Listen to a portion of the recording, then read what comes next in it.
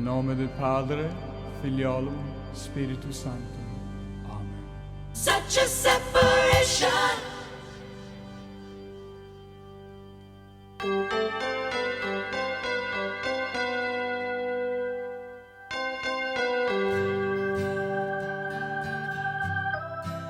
Title of my talk is The Real Election. As I said, this talk is very interesting because recently I've been teaching in class the students the subject of the French Revolution. And honestly, I had studied a little bit in college. I remember I saw a film about it in France, which I didn't understand. It was very confusing. And it's actually an unbelievably complicated period of history. And it's actually, being American, being very maybe American centric, I never thought that much of the French Revolution. I thought our revolution changed the world, But I'm telling you, folks, studying the French Revolution, I really got to see how impactful that was in Europe. But because Europe later colonized the rest of the world, it had a great impact also on the rest of the world. And what's unbelievably interesting about this French Revolution and how it relates to the Course of Miracles is that it was a very idealistic revolution.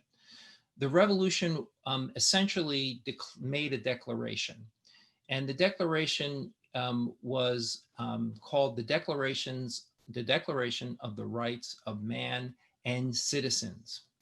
And interestingly, two of the primary authors were actually involved with our revolution.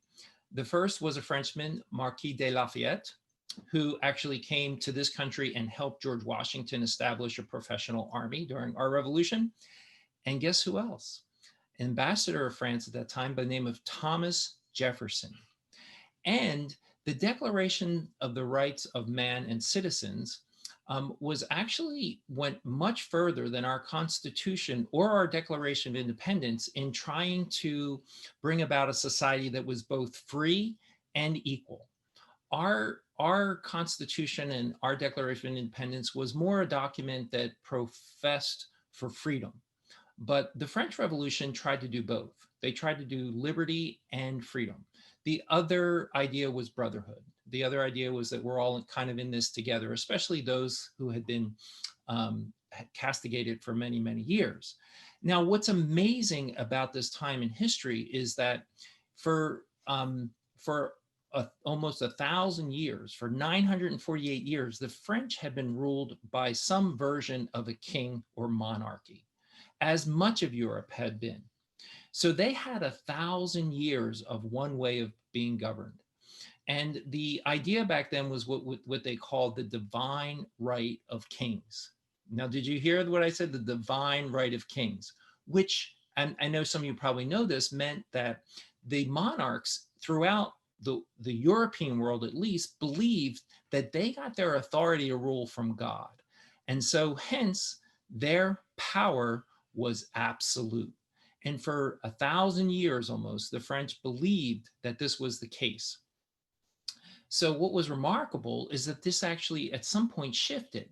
And what's interesting is that the shift took place during a time in history known as the Enlightenment. Now, isn't that an interesting word if you're a Course in Miracles student or a spiritual student? It was also referred to the Age of Reason. Both of those terms are used in A Course in Miracles, or at least implied.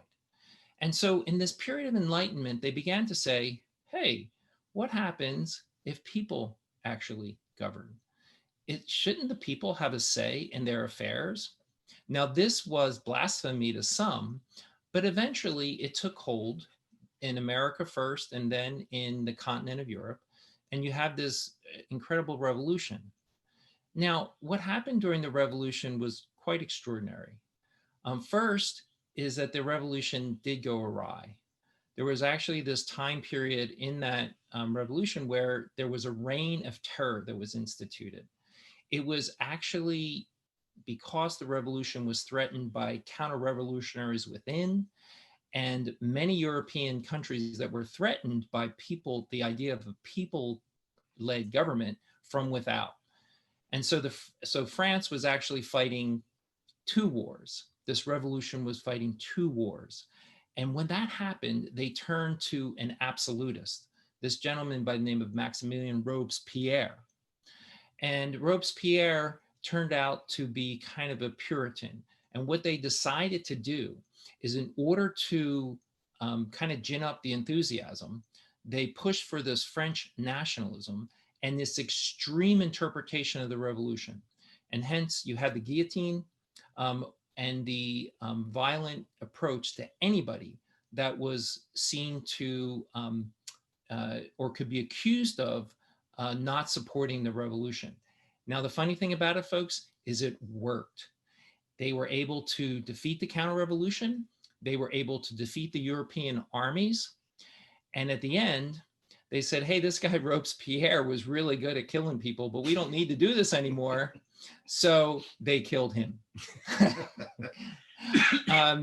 And so it's very, very interesting. But what we saw was that these initial ideals that were pushed forth, this liberty, this equality, and this notion of brotherhood, were pushed aside when the necessity of the revolution took hold, and it became very absolutist.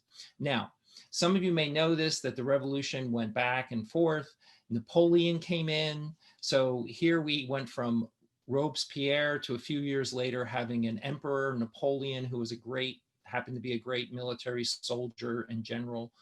And finally, the official end of the French Revolution came in 1815, when Napoleon was defeated and there was basically a restoration of kind of like a previous form of government. But what is fascinating about the French Revolution is that it's still being fought and still being struggled and determined even to this day, because it's the ideas of the French Revolution that continue to be expressed. And that leads us to today, because on Tuesday, as many of us know, there's going to be a big election in this country. And, it appears right now that the country's divided. If you listen to social media and the media and even maybe your personal life, everything seems to be very, very up in flux. But what I realized from studying the French Revolution is that some of the same issues that we're struggling with then, we're struggling with right now. So this whole idea of nationalism, it's a very powerful idea. And in fact, in 2016, President Trump was actually elected because one of his favorite sayings was, "Make America Great Again." Well, that's basically a naked appeal to nationalism, right? Like, come on, your country is not great anymore. You got to make it great. Okay. So that's nationalism. The other thing that we're talking about is freedom and liberty, freedom and equality. And look at this today. We have these conflicts. What does freedom mean, right? It's being played out over and over again on all kinds of different levels. Sometimes it has to do with the role of government. Sometimes it has to do with how are we interpreting how the government's responding to the pandemic and restricting the economy or restricting your, what you can do in terms of where you can go and things like that. And so that's playing out. But also this idea of equality. What are we struggling for right now? What have all these protests been since June, right? They've been about equality. So this whole notion of what does equality mean in our country, it shows up in the races, and sometimes it shows up around sexual orientation. So the truth is, folks, is that the French Revolution isn't over, that those ideals that they were fighting for aren't really over. Now, my point, though, is not necessarily to get caught up in history. My point is to look deeper.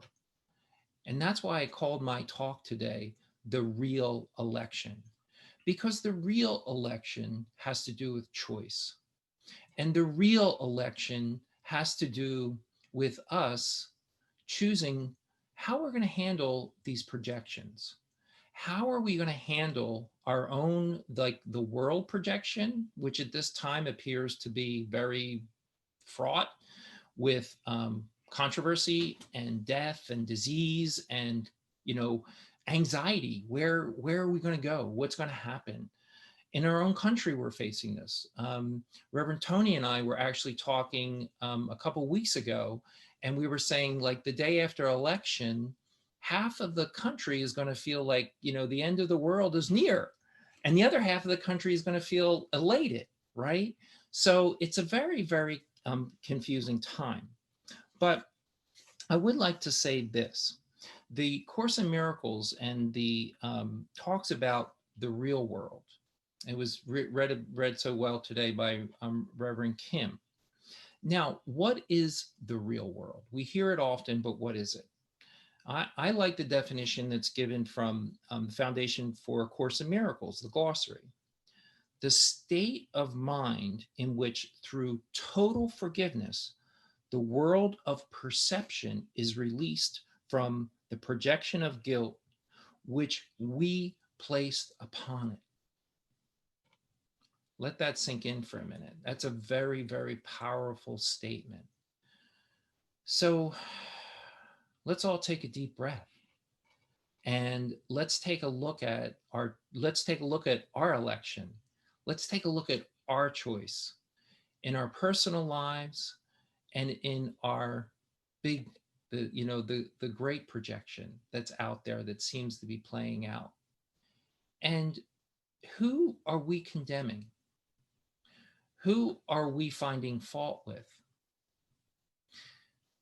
In my own life, I have loved ones who have a different point of view from me about the world, about political philosophy.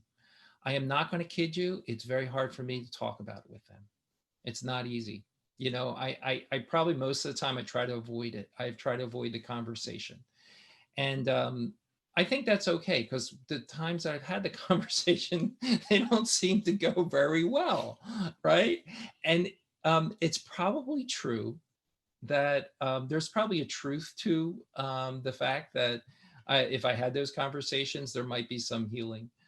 But I'm also of the belief that a lot of the healing that needs to take place in the Course in Miracles, our study of the Course in Miracles, takes place in our own minds, takes place in our own practice. It says here, release the world from the projection of guilt that we place upon it. I have to look at, why do I condemn someone for their particular point of view? Getting back to the French Revolution, the French Revolution did a lot of things. One of the things that it did was it established kind of like this whole idea of the political spectrum, the left, the center, and the right. And what's ironic about how they did it is that when the French Assembly met, it's just where the representatives decided to sit. So the more liberal leftists sat on the left, the moderates sat in the middle, and the conservatives sat on the right side. Now, at those times, folks, they didn't have those terms, right? They didn't have those terms like conservative and liberal and progressive and so on and so forth. It kind of developed over time, but that's where we get the term. Now, from my perspective, right, I would be sitting on the left somewhere, right? That would be my perspective. And I think that there's a lot of projections that I have or ideas that I have about why I think that is the right perspective. And I think it's right-minded, and I think it addresses the needs of the people. But at the same time, I really need to understand that that's just my perception. That's just how I'm seeing things. And if I'm condemning someone, then I'm playing the ego's game about doing that. The other insight that I have is that sometimes I sit on the other side. Sometimes my views are more conservative. I'm very conservative when it comes to, actually probably behavior in terms of how my students behave in the class. I'm pretty strict, and I really want the students to be focused and to learn. So I have kind of a streak there that's a bit conservative. And sometimes I'm conservative about, people taking responsibility for their lives. And I think it's important that whatever we do to try to help people, that we also encourage personal responsibility. So that would be sometimes considered that. And being a gay man, of course, I'm in favor of civil liberties, because without that idea of civil liberties, there would be very little justification for LGBTQ people having basic human rights. So I think it's very, very important. Now, at the same time, I think it's more important as we go through and we look at our practice, that we be the beacons of light at this time, because there does seem to be a lot of divisiveness out there. And certainly that divisiveness is out there because it's being projected out there, right? This is a world of separation. And in my mind, we're not going to change that. You know, in one of the means when I talked about the French Revolution, it's going to go on. There's going to be these battles of ideas, who's right, who's wrong, for centuries to come. And the world's not going to end, okay? Because it's the ego's world, and the ego doesn't want it to end. The only time the world's going to end is when we collectively make decision that it's going to end. And it's going to end with laughter. And we have the choice right now. We have the choice to have that election now. Let's have the election of laughter. Let's have the election of fun. Let's see this for what it is. It seems so serious sometimes, you know, both in our personal life and personal life and professional life. It all seems so intense and serious, you know, and we get caught up in it.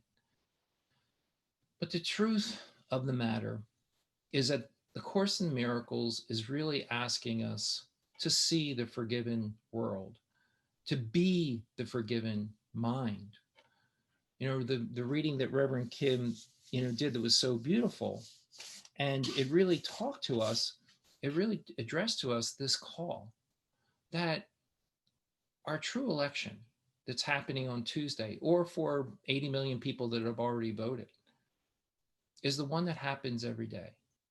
And it's the one that happens as you and I go about our world, whether it's divisiveness around politics, divisiveness around our relationships, divisiveness or condemnation with our community or with our neighbors. The real choice is the choice to forgive. The real choice is to choose and elect the right-minded choice, to ask the Holy Spirit.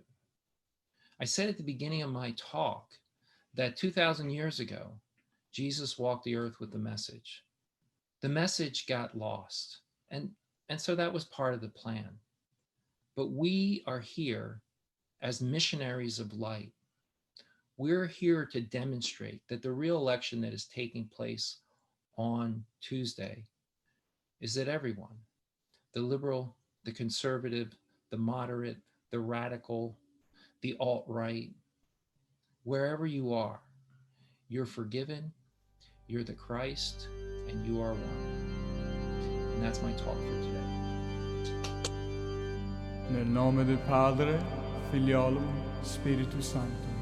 Amen. Such a separation.